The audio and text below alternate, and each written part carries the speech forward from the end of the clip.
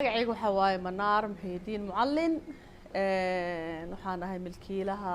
ka sheekay restaurant waxaan furay 28kii February 2021 dhowr cisho ka hor maqaayadan waxay maqaayadaha kale uga duwan tahay waxa weeyaan waxa ka shaqeeyo gabdho dhammaan runtii su'aal dadka badan ay weydiiyeen baa jirtay leeyihiin maxaa gabdho ku xulatay sababa ay u kaliftay inaan gabdho kulli ka wada dhigo waxa waaye laba arrimood mid ugu weyn waxa weeyaan gabdhihii aanan runtii fursad badan aan la siinin magaaladan ayaan jeclaystay inaan runtii fursad shaqo siiyo gabdho badan laakiin ka soo qaad managerka oo kaleeto maamulka oo kaleeto waa gabar in maamul laga dhigo magaalada aad bay u adag tahay kaashiyerkii storekii qofkii gacanta ku hayay ad calaay xal shaqadii oo dhan badanaa magaaladan shaqooyinka hoteelada gabdhaha laga sii waa nadaafad oo waliba ay u badan tahay in lagu geeyo qabiil ama aqoon ya gabdho badan oo Soomaali ah magaca Soomaaliyeed ay halkan ka shaqeeyo oo jagada ugu yar iyo tan ugu sareysaba ayaga hayaan midda labaad ee ugu kalifto waxa waaye waxaan aaminsanahay personally aniga in gabdhaha shaqadooda ay ka tayo fiican tahay wiilasha run ahaantii wax hore loo soo arkay waaye wax aan ognahay weeyaan marka waxaan dhahay si businesskaagana uu noqdo business oo successful ah hore u socday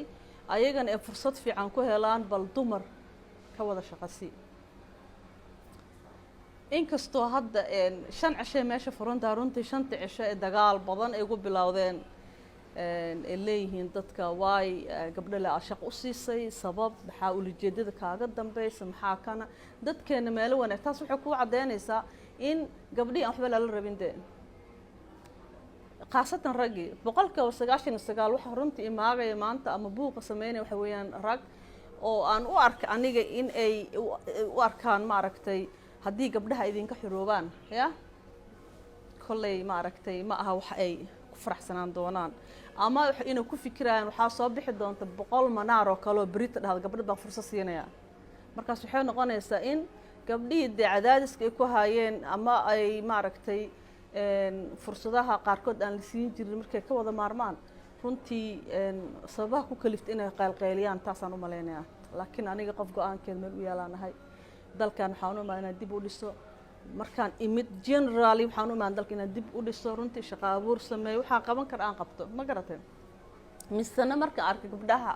xaaladda ay ku jiraan run ahaantii waxaan dhahay daasi intaan joogo dalka waxaan awoodan sameeynaa ayaga hadda waxaan ku bilaabnay 38 gabdhood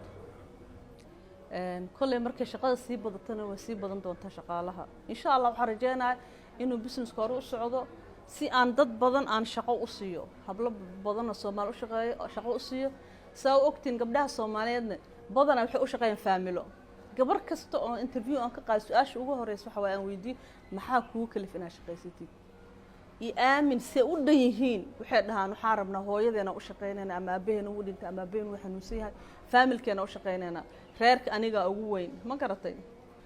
والله horta waxaan rajeynayaa number 1 in dumar badan ay u arkaan ma aragtay wax wanaagsan ma fahamtay dareemaan waxa aniga dareensanahay ee ganacsigayga de support gareeyaan waxaan rajeynayaa rag badan ayagana in oo maskaxdooda de aqligoodii aqoontooda ay ku filan tahay inay arkaan muhiimadda aniga gabdhaha aan shaqada u siiyay ayagana ay businesskayga support gareeyaan marka businesskayga wuxuu ku soo kordhiyay maanta 38 reer ama family oo Soomaaliyeed ba ku ceesha ma aha 38 qof 38 family waan ogna family halkii family oo Soomaaliya ugu yaraan waa 5 ruux aabiyo hooyo 3 caruur ma garatay de ku dhufo maxaa la dhahaa 5 ku dhufo 38 waa imisa ma garatay haddii ta shaqadiis aqoon lahayn aniga waxaan shaqaaleysiiyay dad aqoon u leh ee ku ka soo shaqeeyay shaqooyinkaas kama hadlay security ahaan ama military ahaan ama police ahaan ba horta shaqo siiyay aniga ugu horeyntii عقلي أهان iyo maxaa la dhahaa experience ahaanna waxaan aaminsanahay inay ka soo bixi karaan mar walba waxaan aaminsanahay aniga ninka ragga meesha bil kaga soo shaqeeyay gabadha bil ka soo shaqeysay way kaga experience badan tahay because waan aad aniga fikirkeena iyo dadka deep u fikiraanahay ma garatay dadka wax walba cabiraana kuma degdegano dumarka sidaa ma aha marka shaqo aanan aaminsanayn in dumar qaban karaan ma jirto aniga ka sheekay horta kelmad ana aad u isticmaalo oo weliga isticmaali jiray kelmad oon halqabsigayga weeyaan magac baan runtii meelo badan ka fiirfiiriyey mar waxaan ku fikiray inaan u bixiyo caraweelo ma fahantay haddana waxaan dhahay waxaa u baahan tahay magac qof walboo loo sheego soo jiidanayo ama su-aal iska weydiinayo ka sheekay micnaheedan dhowr micnuu yeelan karaa wuxuu noqon karaa ka sheekay orodoo kasoo sheekay meesha oo kusoo shaacab buu noqon karaa